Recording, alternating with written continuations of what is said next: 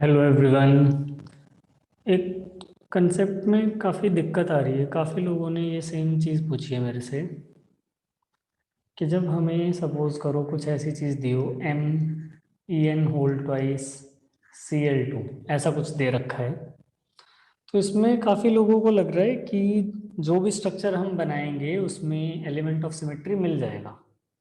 तो एक में तो डेफिनेटली मिल जाता है, वो तो शायद सोचने में आसान भी है कि ये Cl है, ये Cl है और ये इस तरीके से EN लगे हुए हैं, तो yes there is a plane of symmetry.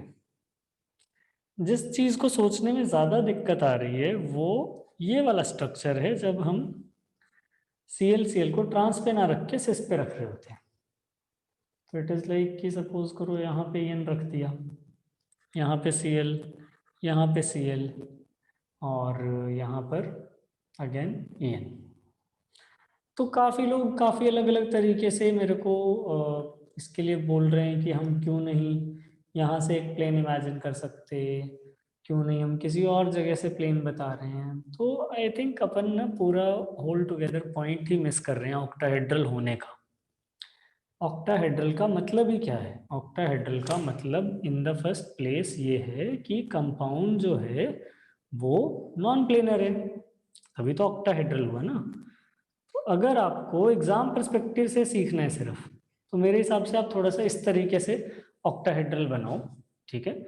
और इसमें मार्क कर लो साथ के साथ कि ये आपके लिए एक्स एक्सिस हो गई, ये आपके लिए वाई एक्सिस हो गई और ये आपके लिए जेड एक्सिस हो गई, ठीक है। अब इसमें बना के देखो जरा एक बार। इसमें अगर बना के देखोगे तो लोग, यहाँ पे क्या कर रहा था मैं, इन दोनों के बीच में एक EN लगा रहा था, यहाँ पे लगा दिया। तो ये बेसिकली कौन से प्लेन में आया? EN, this is in XZ plane. यहाँ क्या करना था? एक यहाँ लगाना था इन दोनों के बीच में। ये कौन से प्लेन में आया? दिस इज XY प्लेन, ठीक है। अब ये जो चीज आप इमेजिन कर रहे हो ये पूरा का पूरा एक हॉरिजॉन्टल प्लेन है, ठीक है। This is horizontal plane. और ये जो साथ में दूसरी चीज बनी हुई है, ये जो दूसरा चिलेशन हुआ है, ये पूरा का पूरा all together it is a vertical plane, ठीक है। तो मेरे को लगता है एक तो आप इतना करके देख लो। दूसरा, मेरे को लगता है काफ़ी जगह बुक्स में भी बहुत अच्छा कोई डायग्राम है ही नहीं, जिसकी वजह से शायद समझने में कंफ्यूजन हो रही है। तो let's let's use this diagram to understand this, है ना। इस डायग्राम से क्लियरली समझ आ जाएगा आई थिंक कि आप मान लो आपने जो भी EN वगैरह लगाया है वो कहाँ पे लगाया है। कलर थोड़े मुझे ऐसे यूज़ करने पड़ेंगे जो दिख जाएं, तो मे बी रेड यूज़ कर लेते हैं। इस पे नहीं दिखेगा रेड, ओके। तो रेड ब्लू ग्रीन के अलावा मे बी ऑरेंज हर जगह दिख जाएगा, यस। तो अब आप सोचो, एक आपने EN लगाया है यहाँ पर, है ना। तो it is basically going in this plane, जो ये अंदर पीछे ग्रीन प्लेन चल रहा था उस पे। ये बात समझ आई? एक आपने EN लगाया है which is on this plane, ये वाला प्लेन, ऐसा प्लेन, ठीक है। और यहाँ आपने एक Cl लगाया है, यहाँ आपने एक Cl लगाया है।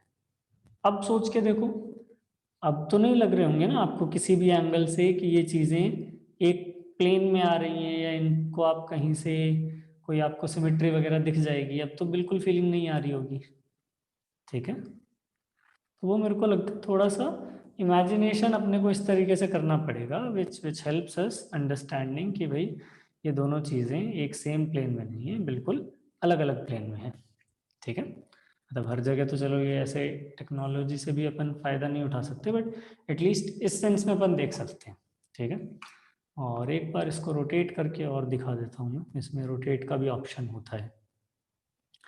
तो रोटेट राइट,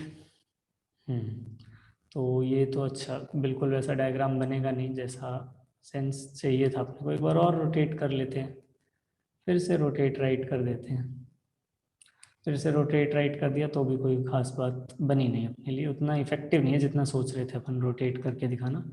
एक लास्ट रोटेशन कर देंगे तो I think back to square one हो जाएगा, विच वॉज दिस डायग्राम।